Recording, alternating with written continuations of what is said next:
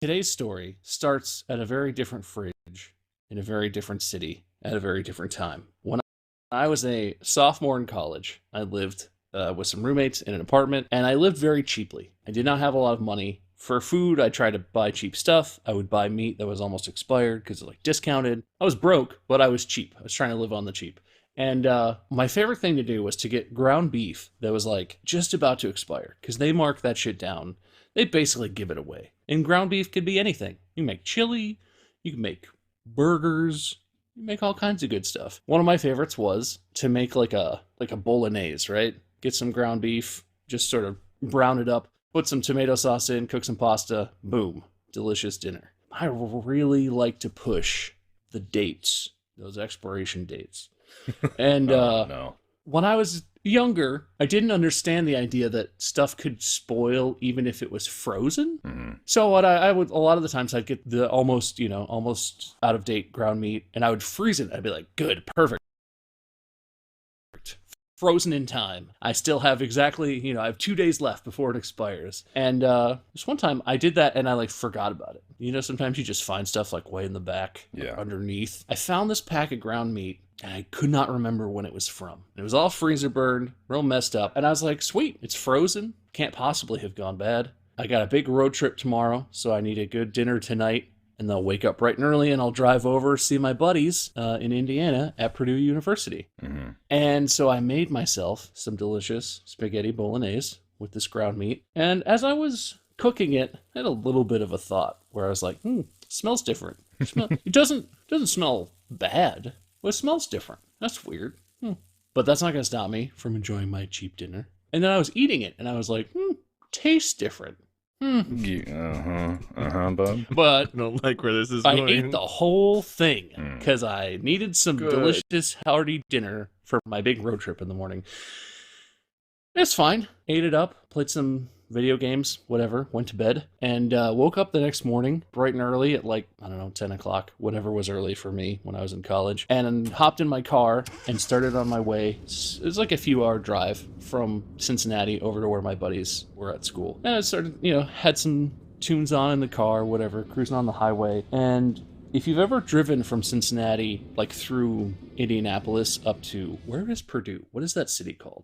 West Lafayette? Is that a thing? Yeah, that's it. Yeah. That's the one. If you've ever done that drive, there's fucking nothing in Indiana. There's huge stretches where it's cornfields and nothing. No gas stations, no bush, nothing. Flat fields and a road. That is a lot of the Midwest, though. Even Ohio, if you aren't in one of the major cities, is mostly just flat cornfields. And Yeah. That's farms. true. There's a lot of that. I've driven from Cincinnati to Iowa a few times. A lot of that drive is kind of like that. There's nothing going on, which is kind of nice. Not a huge deal, unless when you're right in the middle of one of the most desolate stretches of the drive, you start to get a little flippity-floppity action going on in your lower stomach regions. I don't know if you guys have ever had body-shakingly violent diarrhea, but have you ever experienced the start of that? Yeah, I'm sure we all have. You're just sitting there, and just something inside of you is just kind of and you just start to get that feeling, right? Mm-hmm. Yeah. Oh, yeah. And I was trying to listen to my body. I was trying to let it tell me what it needed and be a responsible caretaker, but there was nothing. I swear to God, there weren't even exit ramps. It was a straight highway for hundreds of miles that you could not get off of for any reason. I couldn't find a gas station. And I'm sitting here, time is passing, half an hour passes, the flip-flops in my stomach are getting more aggressive. It's feeling like it's wanting to go somewhere, right? It wants out. And I just can't find a gas station or anything. A rest stop, nothing. Beads of sweat start forming on my forehead. I'm by myself in the car, but I'm out loud. I'm just come on. Pepping myself up, trying to hold it in. It's getting bad. It's getting desperate. I considered pulling off and just running into the ditch on the side of the highway and just seeing what happened. Because I don't want to get it inside my car or inside my pants. That would be embarrassing. Yeah. That would be terrible if that happened. Hmm. And it keeps getting worse. I finally get to an exit that looks like it's maybe near a town. It doesn't have a sign or anything indicating that there's a gas station or a bathroom. But I'm like, I gotta get off here and drive towards a place where there's a toilet. Even if it's just like a house, I will knock on the door and tell them urgently, the shit is either going on your doorstep or in your toilet. Please choose. Good God. It's terrible. It's painful. I'm driving the car like squirming, like I feel like I'm about to have an alien burst out. Yeah. Finally, after I would say about an hour of not finding any place where I could stop, I pull off, I go, there's a little small town not far from the highway, and they have a gas station. And I'm like, yes, fuck, yes, made it. And it's one of those, I don't know if you guys have ever had this experience where, and I didn't realize this until I was already inside, the gas station's like around back. It's like an exterior door to the building, you know? And they have like a key. You have to get the key from the guy at the gas station and then go. So it's the least convenient type of bathroom. So I go in and I'm frantically in this store, in this gas station, just like, where is it? Where is it? Where is it? I don't see one. I go up to the guy and I'm like, do you have a bathroom? And he must think I'm out of my mind on drugs or something. I don't know what he thinks because I'm drenched in sweat, panicked, clenching, just, I don't look good, I imagine. And he's like, yeah, we got a bath here. You need the key. Here's the key. You okay? And I'm like, yeah, that's fine. Just give me the key. Take the key, scramble out around to the back, and this is where stuff really goes downhill. I'm fumbling with the key. This is where? It's been a great story so far. Happiness and joy. Everything is contained up to this point, but at this moment, I'm approaching the toilet. I'm almost there. The pain in my stomach is just really intense. I get the door open. I get it closed behind myself, and I start like frantically grasping at my belt and everything. And there's an almost beautiful, almost enjoyable moment of release that happens right then. My pants are still fully on, and I'm trying to undo everything and get onto the toilet. And it feels joyous, right? Because finally, the pain is subsiding. Finally, I get to do what I've been wanting to do for an hour, and it's relief. Until I realize that I'm standing in front of the door across the room from where the toilet is with my pants on. And it's bad. The relief quickly turns into absolute horror and a realization that there's not enough one-ply gas station bathroom toilet paper in the entire universe to fix the problem that I have now created for myself. Turns out I was not the one who had the worst part of the problem. I told you, I had the kind of spoiled meat. I had never had frozen meat that really spoiled on me before. This was the worst, probably the worst case of food poisoning I've ever had. I gave it to myself. Thank God I didn't share that food with anyone. But I don't want to get this podcast like banned from, I don't know, platforms. What happened to that bathroom has got to be the most unholy shit that I have ever been a part of. I don't even want to describe it. But, like, I had to give the key back to that guy. Like, he's the only one working, right? It's a small town gas station. I had to walk up to that dude after having been in the bathroom for 45 minutes because there was cleaning that was attempted. I had to get myself situated so I could be in public. I left my underwear. They were gone. I never saw those boxers again. They were sacrificed. And I had to walk up to that dude after being in the bathroom, and he knew I was in the bathroom because he gave me the key. And I'm sure he was sitting there just like, man, I hope that dude's not doing some crazy shit in our bathroom. I hope he's not doing like drugs or something terrible. God. And I just walked up to him on the way out and literally looked him in the eye and gave him the key and just sort of nodded. Couldn't bring myself to say anything and fucking drove off. Wow. I would love to know that reaction that guy had. I can't imagine. I also don't imagine it might have been the worst thing he ever encountered, judging by Wade's experience at UDF, but I don't know, man. It was everywhere. A demon was purged from me that day. Well, so, I don't want to be too graphic. I gross myself out, but like, it wasn't one movement, right? It wasn't one bowel movement. So like, the first accidental, uncontrollable release with my pants on was really unfortunate and was gross. But there were subsequent moves where I was like, okay, if I move very carefully, I won't have any leakage or seepage. And I get to the toilet, and then it didn't. There's the outside of the toilet, the floor, the wall behind the toilet. What? Then I was trying to clean myself and things, right? So I used the sink and just, man. We had this conversation before, and it was the situation where we were like, how? Wade and I were like, how could this happen? And you had the answer the whole time. That's how. There's no way that every other person who's done this to a bathroom gave themselves food poisoning and had the most violent diarrhea they've ever experienced in their entire life. You don't know that. You don't know that. I don't believe it. That was a singular experience. No. It cannot be. Food poisoning is too common. I, in Canada, gave myself food poisoning because I cooked meatloaf, and it was fine when I cooked it. But I left the meatloaf in the fridge for 10 days. Oh. And 10 days later, I came back uncovered, by the way. I did not have any Tupperware at this place I was staying at. And I came back to it, and there were weird white spots on it. But I said, hey, if I microwave it enough... What? If I microwave it enough... What?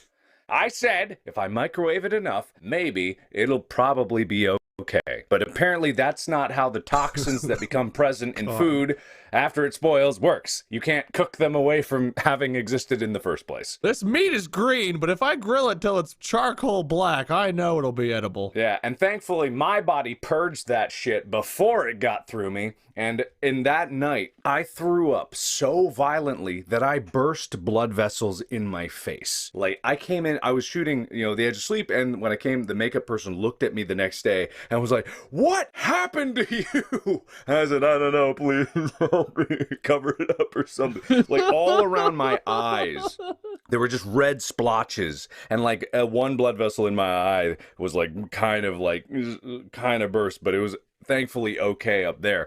But just like, you are not the only person that has ever had this curse befall you. But you were at home. And you weren't trapped in a car on a highway in the middle of an empty state. But if my body had processed it enough, I would have been on set and had to, in the middle of the take, go and then run off set into the nearest bathroom. And we were at a location that was not what we were actually shooting at. We were trying to make this airport into a hospital, and I would have had to sprint through security and go for the nearest bathroom. It would not have been okay. I don't know, man. For me, this is etched into my memory. This was over a decade ago, and I go to the bathroom every day, and I've had some doozies. I've had some stomach trouble. I had an experience a little while back with a veterinarian, and just that really set my mood. It's been sitting on me for a while, and it's like, you know what? I'm just gonna let the burden off, and we're gonna go ahead and rant about times we've been screwed over. And to kick it off, I guess I'll share my quick story, and then you guys can have the rest of the time to debate yourselves. But since I brought it up, I figure I should probably share it. Ginger had to have back surgery a little while back, and thankfully she's been doing really well. But during the midst of her back surgery, she also had a lump under her left arm that they removed. And then that incision got a little infected, so we had to put her on an antibiotic. And at the same time, she started to develop an ear infection, and the medicine we had for ears expired literally the day that she was showing issues. So I tried to call the vet, and I was like, hey, we need to get another bottle of medicine. The one we have expired. Can we just renew this prescription? I don't really want to bring my dog around everywhere because she just had surgery, and I feel like transporting her around unnecessarily would be a bad idea. And the vet says, not the vet, the receptionist, whatever, answered the phone. It's like, yeah, let me put you on hold for a quick second. Yeah, sure, no problem. 40 minutes passed. Whoa. And on top of that, this is not 40 minutes of music playing. This is 40 minutes of every 3 seconds. We appreciate your business. Thank you for waiting. A veterinarian assistant will be with you in just a moment. I hate that. Thank you for waiting. A veterinarian assistant will be with you. Yeah. Every few seconds, that message on repeat for 40 minutes. And at the 40-minute mark, I don't know what their reset, I think every 20 minutes, if they retry to call or something, it re-rings their phone. So 20 minutes in, it re-rings the phone, goes right back to the answering whatever. 40 minutes, it goes to call, and then it just hangs up. So I call back. The same person answers. Well, thank you for calling. What can I do for your pet today? Hi. yeah. I was the person on hold for 40 minutes. I literally said that about my dog and her ear infection. Oh, yeah. What did you want again? Oh no. And I was trying to be courteous, but it was one of those, like, through my gritted teeth of holding back all of the horrible things I wanted to say because my dog is in pain. And after that, 40 minutes of my time was wasted. At this point, they're on the brink of closing the store. So it's like, is the vet even still in? So she's like, Yeah, okay. The ear infection. Give me 1 second. Let me put you on hold. and I was like, wait, but they put me on hold before I could even get that out. Oh no. And then she comes back after, let's call it a minute. It wasn't as long, but it was still longer than I wanted it to be. A minute. Yeah, we're going to schedule an appointment. We've not seen your dog in over 6 months, so we can't just do that. 6 months. My dog just had back. You saw her like 2 weeks ago. Oh, but we haven't seen her ear in 6 months. Oh. You gotta look in the ear. Yeah. Ear very different. Very unusual anatomy in that ear. We are no longer using that vet. Yeah. That was the final straw for me. This is the same vet that told my sister earlier this year that her dogs were dying of kidney failure when it turns out they had some mild dehydration issues and they're fine. Another vet. She got a second opinion. But they basically were like, yeah, I don't know if you want to schedule your 6-month dental cleaning or your yearly dental cleaning for your dogs because they're dying. Excuse me? That's a red flag for me. Yeah, and the follow-up opinion was, it was mild dehydration. So yeah, they jumped straight to death of kidney failure, and for our dog, I guess they were just like, ear infection, we don't have time for that. I'm sitting here answering the phone, putting people on hold. I got more people to put on hold. 40 minutes, dude, 40 minutes. And then they answer right away when I call back and had forgotten me. Well, they obviously were very busy that day. Yeah. Very busy. Lots of kidney failures. Yeah. It's, you know how hard it is to tell every person you see that their dog is dying of kidney failure without even checking. You just have to tell them right to their face this horrible news. Yeesh. They're like, ear infection, that's not drastic enough. We need some drama. What's oh, your dog got hit by a bus today? Oh, it's dying. What'd your dog do? Oh, it's infected tooth? Death. We can put it down right now. Bring it in. We've got extra syringes of murder fluid. Please, come in. It's not good when the vet shows up for a house call and all they brought was their travel euthanasia kit. Yeah. What's wrong with your dog? Oh, she's like, her leg, she's limping. I don't know if she broke it or something. Oh, I can put her down. I'll get rid of that for you. Like, whoa, it's a puppy. This is a long life. I forget if I talked about this with you guys or who. It's 2002. I'm in middle school. It's a school night, and I'm in my bedroom. The rules in my house were I didn't get a TV in my room. Some of my friends had that. I didn't have that growing up. I was allowed a radio in my room, but it had to be off by a certain time. Oh, weird. I was supposed to be in bed and asleep, lights out, quiet, at a set time. I think it was like 9:30 or something. It was not super early, not super late, middle of the road. It's like a Wednesday night, and I'm in my room, and I've got my Backstreet Boys CD and my Britney Spears CD and my little CD player in my bedroom, and I've pulled it, it's usually on my dresser, I've pulled it over onto my bed, and I've turned the volume way down, and I've pulled the covers over. I've got Backstreet Boys in there right now, and I'm jamming out, having a great time. It's like 10:16 p.m., living it up, and I hear from down the hall, squeak. My parents' door opens, steps down the hall, coming to my door, coming to check. As they get closer, very casually, click, turn off the CD player, pull the lights, the little pull cord on the light next to my bed, perfectly silent. I hear my parents lean up to my door, have a listen. Maybe they heard the CD, they don't know. I hear my door open and squeak just a little, and then that little sliver of light shoots across the floor. Yeah. I'm perfectly still, silent. I'm asleep. Nothing is happening. The parent buys it. Door closes. They walk back down, close their door, go watch their TV, which they have in their bedroom, which doesn't seem very fair. Turn the CD back on, continue jamming out to Backstreet Boys. Adult successfully duped. They have no idea. Let me tell you the story from my parents' perspective. My dad is in the bathroom, doing whatever, brushing his teeth, getting ready. He leans out the hallway, and he hears from my room, like, he's like, fucking Bob's listening to that goddamn CD again. Comes down the hallway. He hears click, gets to my door and is like, okay, well, he's pretending to be asleep. Leans in, looks, and is like, he's laying still. He's doing it correctly. Okay. I'm not going to engage with this. I'm just going to let him He leaves, closes the door, goes back, walks in, says to my mom, he's listening to CDs. He's going to be grumpy in the morning. He's staying up late. Do we do? And mom is like, no, not tonight. Can't tonight. And my parents proceed to watch the news and go to bed. I think I am a stealth mastermind. Right. My parents think I'm a moron who's going to be sleepy tomorrow. I used to play World of Warcraft a lot as a kid, and I had a bedtime, of course, because my dad, very strict about bedtimes, and my guild was raiding. It was like the first raid. It was Molten Core. I was really excited about it because I just hit level 60. I was ready to go. I was part of it, and I was just like, I was so into it. But they raided at 10 o'clock at night, so that was my bedtime. So I made a big plan. I was going to go to bed early. I was going to like, hey, Dad, I'm going to bed. I'm ready for getting up early on a Saturday. Like, don't you worry about me.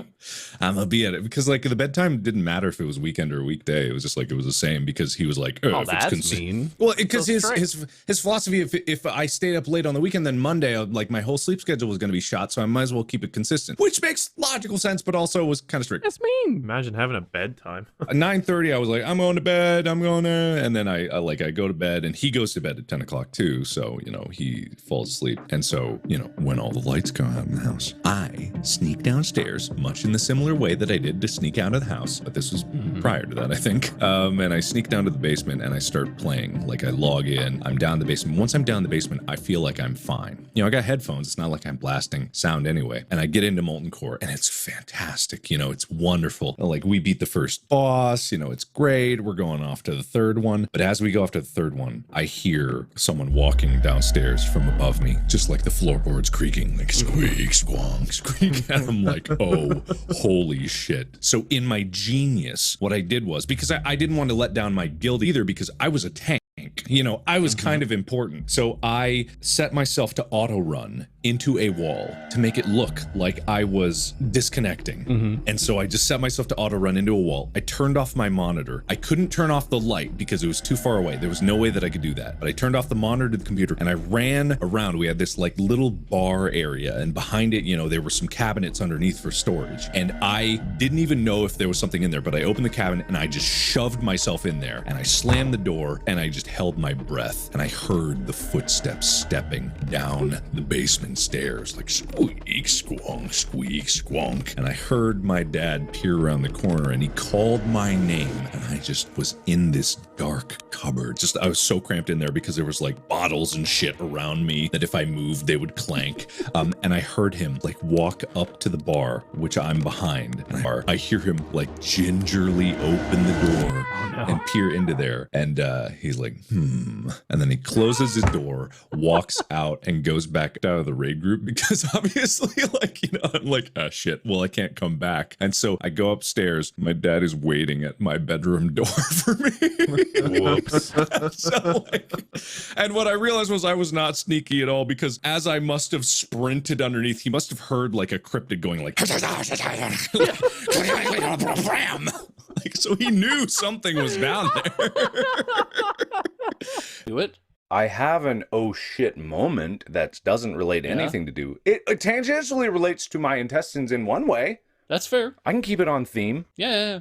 Yeah, so I had woken up in the middle of the night, let's say, and I had intense pain. And I was like, oh man, maybe I gotta go to the bathroom or something. And I was like, oh no, that ain't it. And I sat in the toilet for a while and just like pain.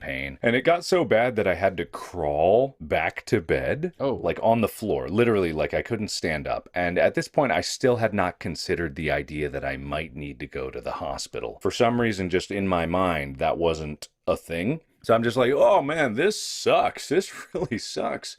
And I crawl back into bed. And this was many years ago now. And my girlfriend at the time noticed that I was in pain and was like, what's wrong? And I'm like, man, I'm only the most intense pain I've ever had in my gut. And she freaks out. And I'm like, yeah, no, it's real bad. Been going on for hours. And she's like, what? And so we go to the hospital and they do a scan of my abdomen, and they come back and they give me, you know, some drugs for the pain afterwards to make sure I wasn't faking it. They wanted to see, and they're going like, "Oh yeah, no, your appendix is about to burst. It needs to be removed immediately, like within now." And so they gave me drugs and they were prepping me for surgery. And then the doctor, as a side note, said, "Also, by the way, you have a tumor, but don't worry about that right now." And it was exactly, you know, the JoJo meme of like the to be continued, where it's like, doom, boom, boom, boom, boom, boom, boom, boom. Literally like looking at this doctor like, okay, yeah. And like, it's as they're giving me the drugs for surgery to put me out, so I'm just like, what? And they leave the room, and it's just like, they'll come back to take me away, but I should be like, I don't even know if they said, you don't even know if you'll remember it by then. And I just remember like looking over to my girlfriend at the time, like, what happened? And then I passed out, and that was it. God. So that was my like, oh shit moment, like going into surgery there. Well, one, you would be so casual about a pain so bad that you're crawling around on the floor. A normal person in that situation goes to the bathroom. It keeps getting worse. They're like, "Oh, I can't stand up. Oh God." And they're like, "Your girlfriend, help me." Mark is just like, "Oh, I can't stand up. Oh, fuck. I'll just crawl back. I'll just go lay down. It'll be fine." Like just, I could like hear your voice. You're like, "I'll just crawl back in the bed. It's fine. It's fine." Like you get back in the shot of the bed over a sleeping girlfriend. Mark's hand, like a little zombie hand, just like. I can absolutely see you doing that. Yeah, you fucking idiot. I mean, honestly, you're not wrong. That's exactly what happened. And the only reason my girlfriend woke up at the time is because the bed was pushed against the wall, and I usually sleep on the side that's like against the wall. So I had to like crawl over her to get to my side again, because like I couldn't do my normal like hop in from the foot of the bed or anything like that. So I had to like. I'm sure she saw like a cryptid walking into bed, just like. But you know. You know, Mark, pain is usually a sign from your body that something's bad. Or, no. Something. No. No, but so seriously though, what the fuck was that doctor thinking? I mean, I guess they have an obligation to tell you, but like, if I'm that doctor and I'm like, okay, I gotta put this dude under sedation right now. He needs an appendectomy, or it's gonna explode. That's a serious problem. And he's like, it'll be fine. We're just gonna yoink your appendix out. Yeah, as long as we get there fast enough, you won't die. You'll be fine. Also, you have a huge tumor. All right, see you later. Like, that can't be the best way to do that. Yeah, I have no idea. Because, like, I'm just imagining they put you under and you went into, like, you know, like, anesthesia fever dreams of, like, the tumor. It's like the Indiana Jones scene, but it's a tumor rolling down a thing, and you're just like, I'll put it back. I don't even want the idol. Or whatever. Yeah, God, I don't even, like, at that point, like, they didn't know what type of tumor it was, so it could have been, like, a teratoma or anything like that. And literally, I'm not exaggerating, that was the story. It was, your appendix is about to burst, we need to get you in surgery immediately. Also, you have a tumor, but don't worry about that right now. That is the quote. I remember it so vividly because it was burned into my brain. Sure. Don't worry about that right now. I'm like, well, how could I worry about something like that? Get me in surgery now. You have a broken toe. We're going to get you a cast. You're also dying. We'll talk about that one later. You got a hangnail? Real bad. Your lungs exploded? Don't worry about that. We need to get you in surgery. We got to pull a tooth.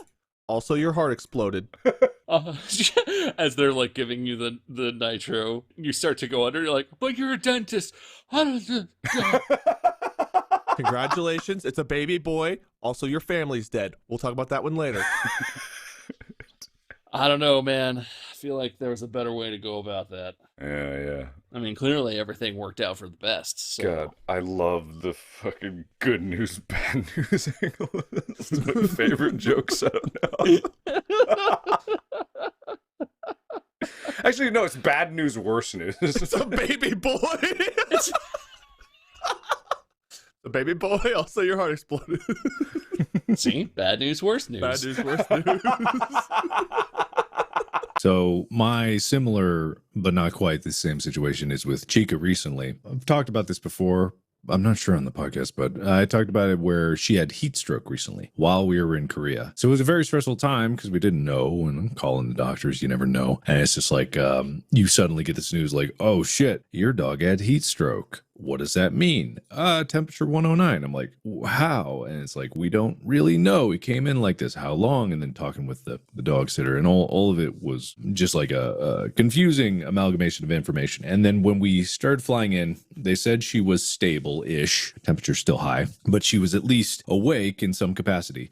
But they had told us basically, we're not sure how long she was in heat stroke territory, which is 109. So we're afraid she might have brain damage. And that's terrifyingly scary. So you're like, oh shit, oh God, what's going on? So we finally get back home and we're calling the doctors and they're like, yeah, we're just not sure. Temperature's still up. Her behavior is a little abnormal. So but we have no basis because they'd never seen her before. And so when we get there, the doc says like, yeah, so we're gonna talking about her, reiterating the brain damage thing. And then so we asked like, yeah, can she come in? Is she able to do that? I was like, yeah, she can walk short distances. But again, we're not sure where she is mentally. So we're like, oh no. And she walks in the door. And as soon as she sees us, she's like, and she recognizes us immediately. And then she can't really stand because she's weak. So she flops down. She's just like super happy to see us. And we go like, yeah, what made you think she brain damage? And it was like, well, she was staring at walls, just looking at nothing and looking at light. I'm like, oh, that's Chica. Oh, that's her. She's in there. Oh, good girl. So it's like she's a freaking weirdo dog that stares at walls and looks at lights randomly for hours at a time, and they thought she had brain damage. And it was just like a complete switch flipped, and as soon as we knew that, we were like, oh my God, she's gonna be fine. Yeah.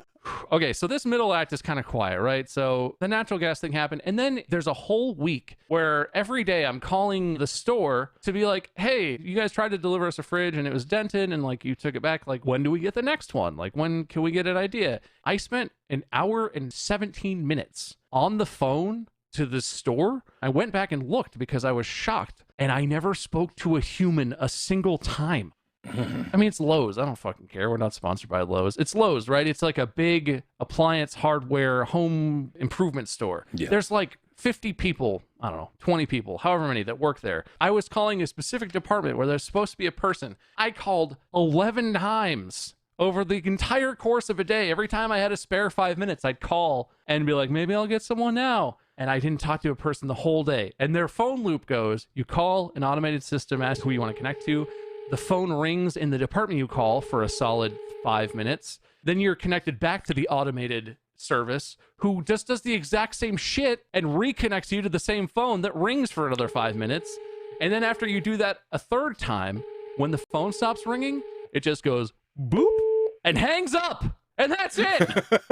Do you think they've got a system in place where they saw who was calling? It's like the delivery guy put a note on your file and it was dented fridge guy, and they're like, don't take that one. We're not taking that call. I don't know, man. I would love for that to be the case. I mean, just with everything these days, it's exactly that. And it was like me trying to call my pharmacy for a prescription I needed was that exact thing, except plus they have this 5-minute long COVID vaccine disclaimer that is at the beginning of every call. And I get it. Very important for people to know, and I get they probably have a lot of people calling when can I get it or where can I get it, stuff like that, and the information all needs to be presented. But I just need to talk to my pharmacist about a prescription, and it's the same thing. Loop through to the pharmacy, it rings, goes back to the machine, it goes back to the department, rings 3 times, and then the same boot. I know that boot. Boop, boop, boop, done. The same thing. I get that if you're not reaching someone, there has to be an endpoint. They don't just want you to infinitely. But God, get an answering machine or something. Fuck, Seinfeld had an answering machine. Yeah, it did. That's true. How does Lowe's not have an answering machine? Even if you don't check it. I always feel like people exaggerate when they say how long they deal with these automated systems, but I know I've been in this exact same boat. It is just a fact of life that if you have to call a business, expect to have 3 hours of your day just Aren't they supposed to save time? That's what I don't get. They're supposed to save time. Their time, not ours. Not your time. Oh, It saves my God. time because no one on the other end has to even answer it. You get so frustrated, you give up, and they're like, "Oh, thank God, we didn't have to talk to that person." In the olden days, God, am I fucking old? Like, what? Get off my lawn. Just like when there was music playing, at least you had something to listen to, and you knew you were waiting, and you could put it on speakerphone, and back that you didn't have to go rush over like, the pharmacy. I want to talk to the pharmacy. Did you hear me? Pharmacy. I reached that point. I hope they record that with the automated system. The first time I'm like, yeah, I'm trying to reach like appliances. And then they'd be like, connecting you to appliances. And like the sixth time I was like, fucking appliances. And she was like, connecting you to appliances. Can you imagine if like 911 had an automated system like that? For class 1 emergencies, press 1. For class 2 emergencies, press 2. Stay on the line if this is a major emergency. What's your problem? I'm bleeding. Connecting you to.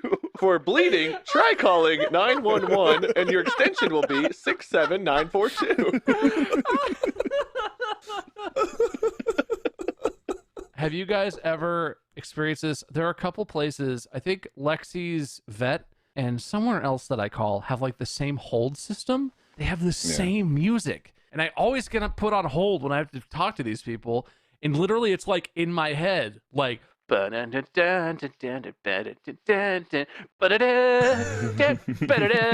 every time it comes on, my brain is just like, drama. God, like at least get a playlist. How hard is it to get like 10 songs and have a playlist for your hold music? It's the same 2.5 minute long shit, and it's the same song the whole time. There's not even like a difference. There's like 2 sections. There's an A and a B, and they're not even that different. Yeah, I'm like, they're like, we'll play some relaxing music, and it's at max volume. Yeah, and then the person that answers the phone is like whispering, and you can't hear them at all because you've been listening to blaring music for half an hour. You have the music on, and you turn it way down, and then a person gets on, they're like, hello, and you're like, fuck, God damn it. Got a fucking headache from your 38,000 decibel hold music. Now I can't hear you.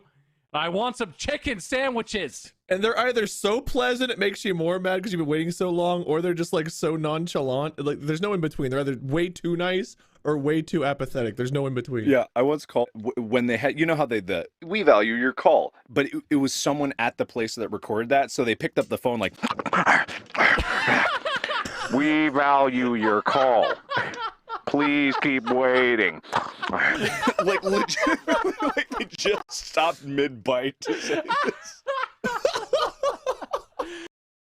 This whole story starts back in September of last year. But to get full context, just a few things of early information. I have ADHD. I was diagnosed when I was 21, late in life, but it was mostly just because as a kid, I didn't really know what ADHD was. And then when I was a teenager in high school, I had an inclination that I might, because I had a lot of trouble like focusing and doing work. And like whenever I tried to like do something, I would just kind of fall asleep. And it didn't matter how much I wanted to do something. If it like took work, it was just almost impossible for me to do anything. And it was incredibly frustrating. So finally, when I went to college and I was on my own, I was able to be like, I'm just going to go get tested, see what happens. I got tested. I think they said it was in the red. If there's like a gauge and a needle, it's like all the tests that I take, and there's like a series of different concentration tests. Every single one was like, you passed with flying colors. You are so deep into ADHD. I was like, wow, okay, that answers a lot of questions. So part of my therapy, in addition to other like habit changes that I did, I got a medication. So I've been taking Adderall since my diagnosis. So for about 10 years, I've been taking Adderall. Okay, that's not abnormal. That's fine. I got up to a therapeutic dose. That's fine. It's what it is. It's what my doctor recommended. This is a key component to this. Me and my doctor have been in constant communication. I've actually had a few different doctors, and we've always been in constant communication because that's how medicine should work for these therapies, right? You'd expect that. Sure, yeah.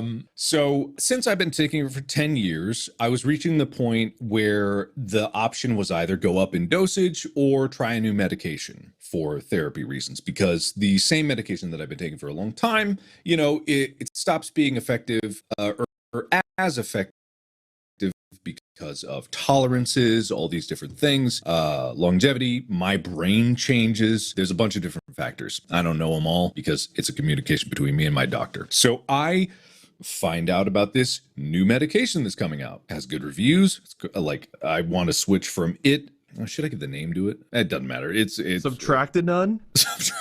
What? Attentional. These are all great names, and they were wonderful. But it's this medication called the Stars. I read reviews about it. It's all these weird medication names are bizarre. Don't ask me the spelling because I wouldn't fucking know. But I wanted to try it. I had good reviews, talked to my doctor, seemed like it was a good fit for me. He said, okay, let's try this medication. I'll write you a prescription for a 2-week prescription, and then we'll go from there and evaluate. You know, normal talking to doctor things. So I take this prescription to my pharmacy, CVS. It's the one nearby, and I submit the thing, and they're like, oh, never heard of this one before. We'll order it, and it should be ready in a few days. Sure, perfectly normal. This was in September of last year. Oh, that was a while ago. That was 1, 2, 8 months. You did say it took a while. Yeah, as of right now, it's May. And as of right now, I got this prescription last week. The first time that there was a problem, because I submitted on like a Thursday. So the following Monday, I still haven't heard anything from CVS. So I call and I'm like, hey, did you get that prescription in? And they said like, and I said, wrong answer. Yeah. Let me put you on hold for a minute. I'll find out. So I'm like, oh, do you know why? No. Cool. Literally the answer I got. I'm not exaggerating. When I asked them why it didn't come in, they said, I don't know. Don't know why it didn't come in. We'll try to order it again. Well, it's a good thing it's not an important medical prescription. It was just a frivolous, fun prescription.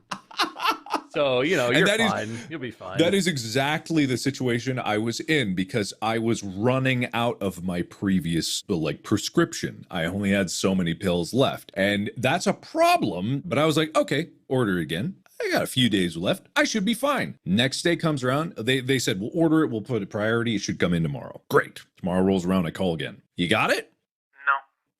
No. Do you know why? No. Okay. All right, starting to become a problem here. Is this the same person answering every time? yeah. It's like this person reading a magazine, I like not love even that. looking at your account. And it is the same amount of indifference. It is just like, nah, I'm busy. Like, I can't look into it. So I'm like, okay, this is kind of important. I need to know if you have this. Do I need to transfer this to another pharmacy? What's the order of things here? It's like, well, because of what it is, you can't transfer it. We can't transfer it. You have to get your doctor to write a new prescription. It's like, okay, can you try to order? What the hell is that? It's because like ADHD medication is like controlled substance. Oh, like dang. so it's like category 2. So there's so they don't want you calling it into like 6 places and like getting all those prescriptions at once. Okay. Which I guess that makes sense. I totally understand. And that's what I'm thinking this is all about. Like, okay, there must be something about this. So I'm like, okay, can you try to order it again? Like hopefully it's just an inventory issue and whatnot. And then like, please, like this is very important. I need it because I need to know if I need to get a different prescription to fill the interim. Like it's important. And they're like, okay, we'll order it again. 3 days pass. Like I'm on my last pill at this other person. I'm like, please, did you get it? And it's like, Nah, and we're not going to order it anymore because it doesn't keep you coming in. and I'm like, what? What do you mean? Does this person also work at a vet clinic? Because they sound very familiar. Yeah, I'm just like, what do you mean? I never get upset on customer service stuff, but I could not fathom why it is. And it's like they said, we don't know, there's no answer. Like just the supplier didn't order it. And I'm like, what do you mean the supplier didn't order it? What are you talking about? And then finally, I go to the store. I literally go to the store and I confront the same person I was talking to on the phone. I'm like, please tell me what is the problem? And the problem was that because it is a new medication, my insurance couldn't cover it until there was a prior authorization, which is a factor in these things. It is a factor. Yeah. So, but they didn't tell me that. They didn't tell me that it needed a prior authorization, which they would ordinarily tell you long ago because then they would look and they would see insurance didn't pay for it and stuff like that. So I said, fucking fine. Okay, I'm going to go to my doctor and he will submit a prior authorization, which is the most absurd thing in the world because what it is, it's the insurance company just saying like, we don't know if you really need this medication. We need to hear from your doctor that you actually need it. And I'm like, didn't my doctor write on a very special piece of paper that no one can duplicate that. My name is on it, needs this medication. That's what a prescription is. Why would they write it if I didn't need it? Listen, you may have gotten it prescribed, but that doesn't necessarily mean that it's necessary.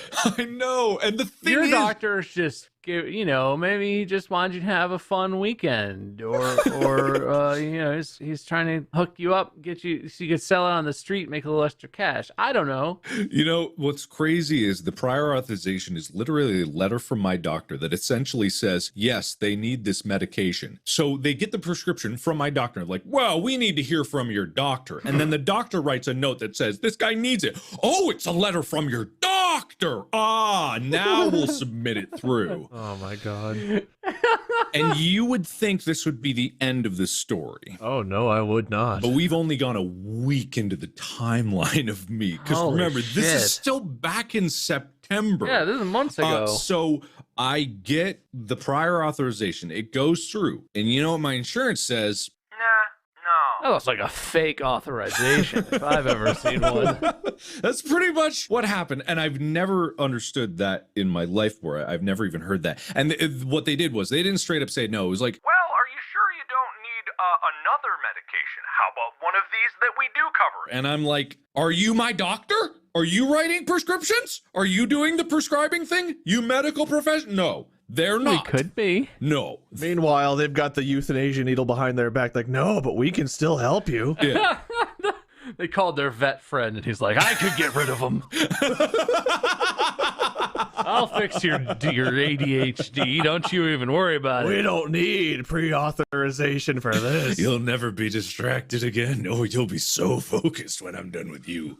And so what came about is it wasn't even after the insurance, because the prior authorization finally went through, whatever, after a long fight with that. That took another week. So I went back to CVS and I'm like, can you please order this now? And then they didn't even try to order it. After all of that, with the prior authorization, with the talking to my doctor, with getting insurance sorted out, all of that, they just said, our supplier refuses to buy this medication because there aren't enough people getting prescribed this medication.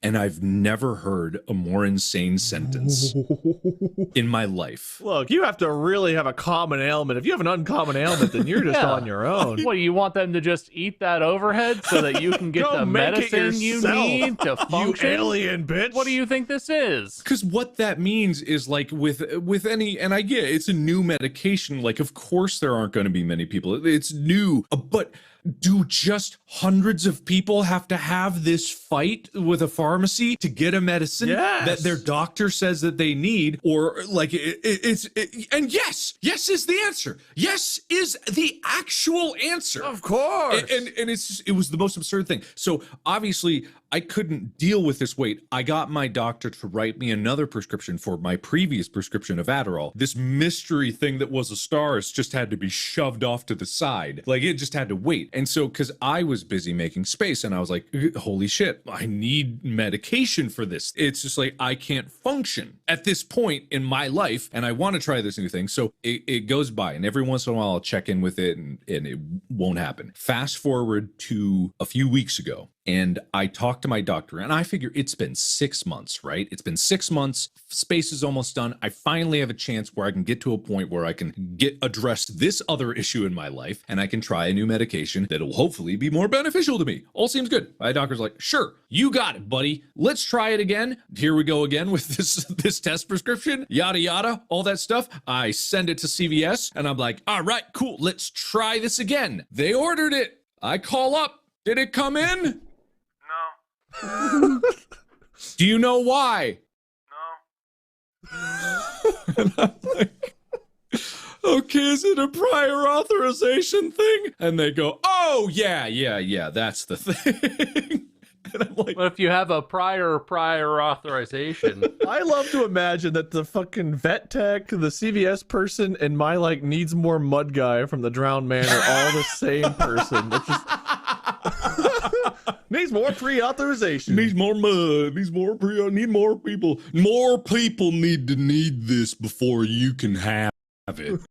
You need to get your friends together in a group. God. And so I go through the whole thing because I've been through it before. I get the prior authorizations because my insurance magically forgot. I didn't even mention that. My insurance needs a new prior authorization. I guess the old one expired. They forgot. Her memory just slips right out their ears. If you want to use an old prior authorization, you actually need a prior authorization. Exactly. Which is an entirely different process. So you gotta get the right paperwork. That's obvious mistake. Thank God these industries are here to help us and not just to make money for themselves. I know, right? Sure. So I get all that done, and I'm like, okay, all my ducks are in a row. This should work out. Can you order the medication again? They went, yep, all right. We got all our ducks lined up. This will be fine. 2 days pass. I call. And they ordered it. Oh, they ordered it, all right. I call. I asked, did it come in? No. Do you know why? No.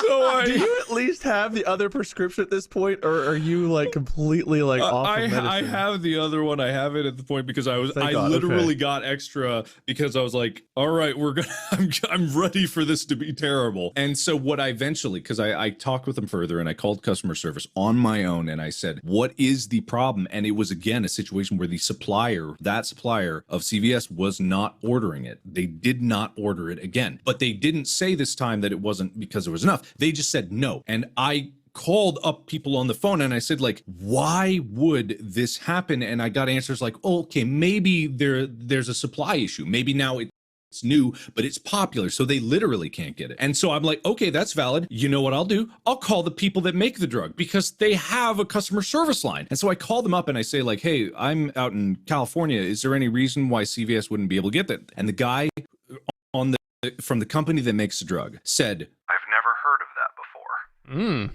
We have plenty of inventory. CVS has bought it before. We don't know why they would refuse to order it. Neat. And I'm like, the plot thickens. What? Oh my God, I figured it out. Yeah. I know why. Why? I'm going to go ahead and make my guess. Okay. The person on the phone that you keep calling, it's like, no, is a big fan of your hospital content and really just wants to see more hospital videos on your channel. So they're denying you your medicine in hopes of getting that sweet content they love. And you know what? They got it, but not because of this. I cannot legally say that I went to the hospital because of this situation, because I did not. And no one, CVS, do not sue me. Don't sue me.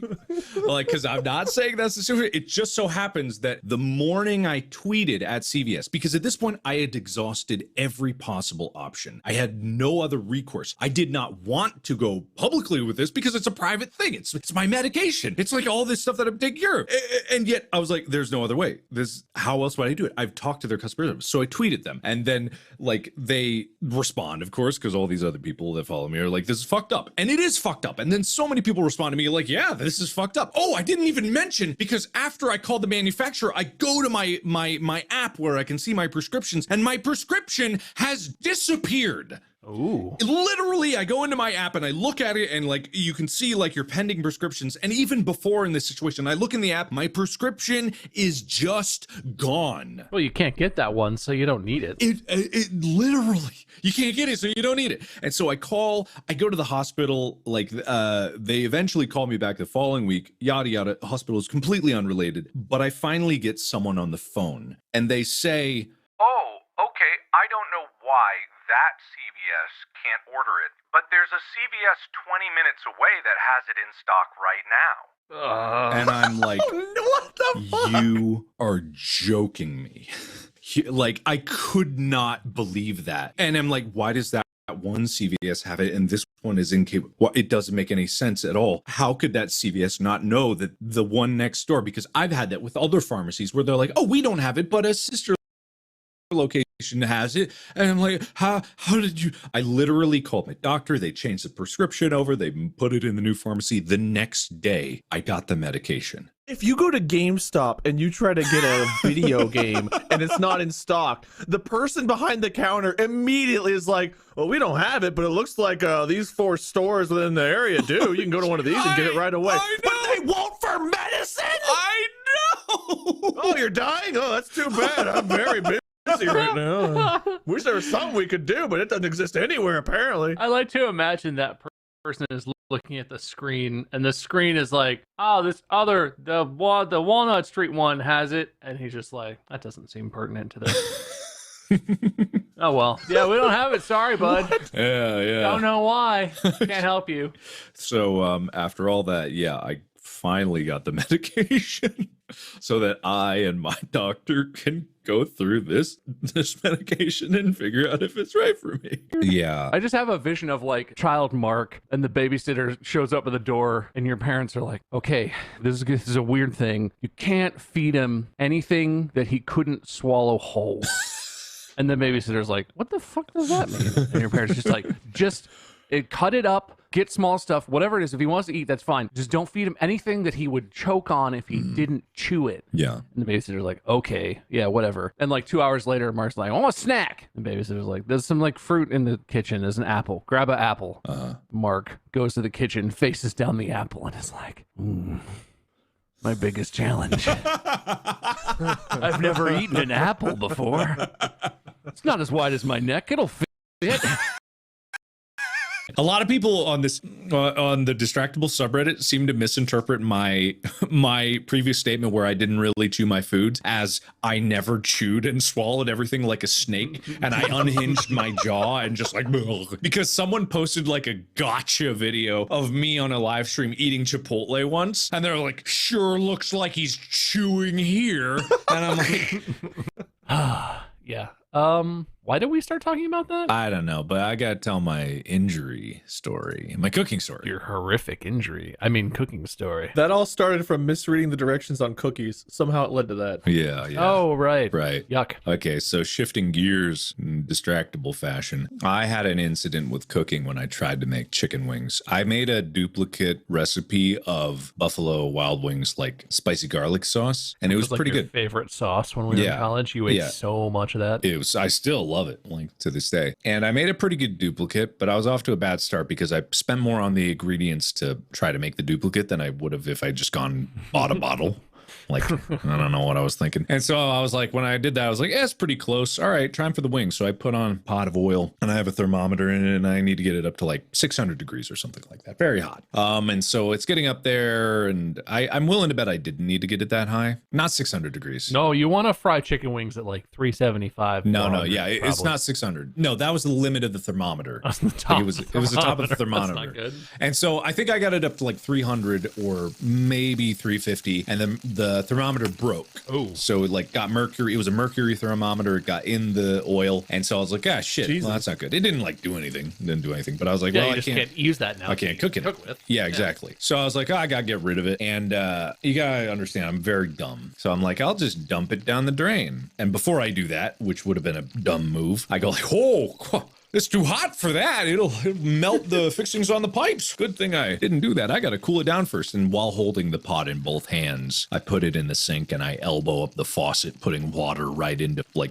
400-degree oil. Instant flash, bubble oil over my hands, which are holding the pot. I dropped the pot. Thank goodness it was in the sink, or else I would have dropped it as I fell backwards. On your feet. Well, if I fell backwards as I did it, because it could have splashed all over me. You would have died. I might have died. I might have actually died. I don't remember much after that moment from getting there to the bathroom, but I remember running, basically screaming, you know, at the top of my lungs because my hands were burning, to the bathroom where there was the next nearest sink. And I remember my brother came up the stairs because he heard the clang and the screaming, and he ran up, and he was like right there at the top of the stairs as I was running by to the bathroom, and he goes, this is how quick it went. What happened? I burned my hands! And then I was in the bathroom, and then I turned on the faucet, and then I just have my hands under the sink for a while, and I'm just like finally catching my breath. I didn't feel the pain really because of the adrenaline, and I look back at my brother who's in the doorway of the bathroom, and I'm like, oh man, I was real dumb. Whew, I burned myself with the oil, but I'm good now. I was not good.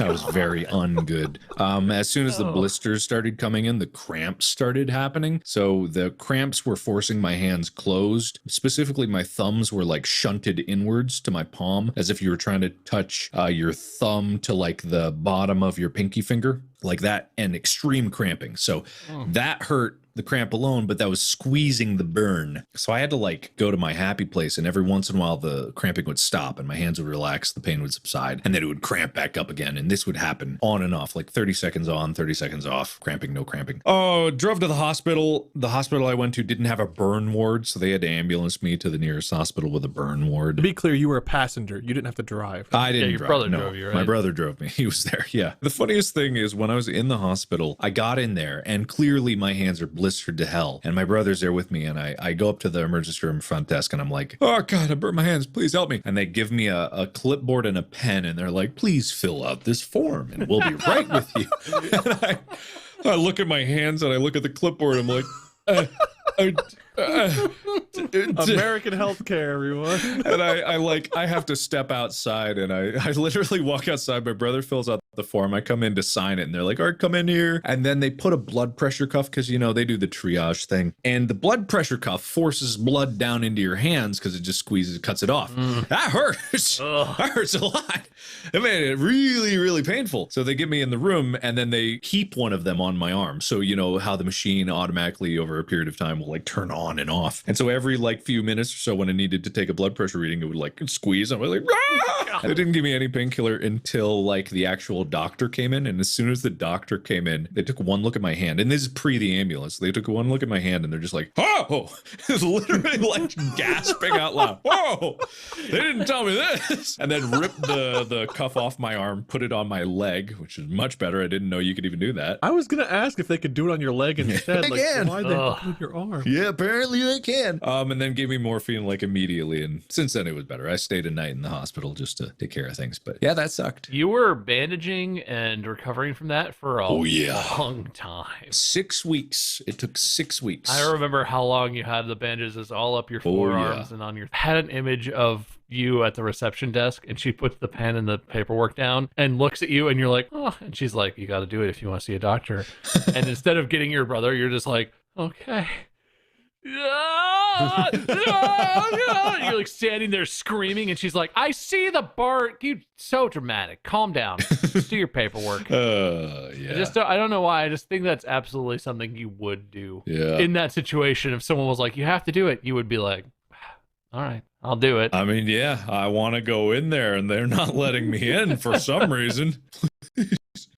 Another one. This is when I was even younger. I think it was in like 4th grade. No, it was 5th grade because I was in Maine. I was participating in the egg drop competition. Wait, were you at Maine? Only for 6th. Okay, all right. So I think it was 5th grade in Maine. And obviously my design sucked. Like at this point I had just come into the public school system for a year. I'd been in like this private religious school for a while, Calvary Christian Academy. And then I came over to public school. And so I didn't have any friends. And so the people that I was partnered up with didn't do any work. I was just like doing it on my own. It failed miserably and I was so sad. But I noticed that they kept the box of first place ribbons out on the stage behind us because we were on in like the auditorium on the stage, and the box was just sitting there. There was no one by the box. So I thought that if I moved slow enough and walked backwards towards it, I would be able to, without anyone knowing, because I could keep everyone like in view as I go over there. I slowly stepped backwards towards the table where the box was, and I reached my hand, like my hands were stick by my sides, like just right down by my legs, just like, and I was walking backwards like a robot. And then I kind of like gingerly lifted first my fingers, then my hand, and then my forearm, and then my arm, and I snaked my way over to the box. And I like wasn't looking at it because I couldn't look at it because that would be too obvious. And then I grabbed a ribbon and I snaked my arm back like Inspector Gadget retracting his arm, and I stuffed it into my pocket in one smooth motion that completely crumpled the ribbon into my pocket, and then my hand down back at my side. And then I slowly walked forward back towards where they were doing the egg drop. This is how big of an idiot I am. There were people in the audience. Yeah. So the stage, you know, the seats there for the audience watching the egg drop, and then like the table is there at the front of the stage. The egg drop is at the back of the stage. So the front is where the table is. There were dozens of people that saw me slowly walk backwards like a freaking weirdo, snake my arm into the first place ribbon box, and then stuff it in my pocket pocket, and then I walked away. It's just like, for me, I thought I was Drax, you know, just if I moved slow enough, no one could possibly see what I was doing. So for you, like, the James Bond theme is playing, and for them, the Benny Hill theme is playing. You just know all the kids in the audience saw that and were like, wow, smooth. So brave. Wow, look at this guy. And then all the teachers in the audience were just like, wow, sad. Let's let him keep it. They all looked at each other and like silently nodded. Yeah. Poor guy's probably never won a thing in his life. Let him keep it. It's meaningless anyway. He can have one. I think that's exactly what happened, because I was so sad. Did you just keep it? I did. Yeah, no one stopped me, but I realized, because when I went back there and I turned and looked, there were people looking at me in the audience, just like, they can't know. And I remember when I got picked up by my dad from school that day. He asked how the egg drop went, and I just nodded my head, like I didn't speak out loud how it did. And I slowly reached into my pocket and I pulled out this really crumpled first place. I just handed it to him, and like he said, "Oh, good job." And then I just nodded my head and looked straight forward in the car. You moved like you did when you were stealing the ribbon the whole rest of the day. Every movement was just like, yeah, here. Overwhelming guilt riding down on Yes, you. the guilt was the hardest part. You did like wrestling and stuff too. Do you have any wrestling trophies that are like the wrong name is on there? It's like, oh, Michael Thomas, first place. Like, no, this is my trophy, Dad. I got this one. I earned I it. reached into my pocket, I pulled out a crumpled metal trophy and just handed it to him. Someone else's name engraved on the front. You pull out the crumpled metal trophy and you shake it and it reinflates to a full metal three-dimensional trophy. Like, yep, that's mine. Yeah, hell of a trick. Yeah, you were at the meet, Dad, but I actually won it. Remember how I was on my back and he was on top of me and the guy's like, 1, 2, 3, and then he raised the other kid's hand? That was all just a joke. I won that. It sounds like we're getting scared. Really close to reality here. Oh my god. When you said good job, when I was looking to try to find other interesting stories, since I didn't really have any about the kids thing, I came across this like things parents should never say to their kids. Guess what the #1 thing on this list is that you should never say to a kid? I love you. You're not far off. It's not I love you. It's I'm proud of you. What? Instead, this psychologist argues, instead of giving them blanket statements of encouragement, you should just say, good for you, instead. Oh my god. This is a serious article. That's the most passive-aggressive shit I've ever heard. Oh my god. Instead of making your child feel responsible for your parental pride. Responsible for your What does that even mean? I don't know. The second thing on the list is good job. Good job. And, why is this? Good for you. Love something your child did. It's far more helpful for encouragement, building self-esteem if you focus on how they achieved whatever they accomplished. So instead of saying good job, say you got all A's. You must have worked really hard. I liked the way you passed the ball so your teammate could score. That sounds so like, instead of shooting the ball, I'm proud of you for not shooting the ball yourself. I know that it's apparent to a kid, so like some level of condescension is built into that interaction, I guess. Yeah. But that has gotta be the most condescending shit I've ever heard. That's hilarious. You pay up your kid like, yeah, I won my race. I won at the track meet today. I won my race. Wow. I like the way you ran so fast that you finished first.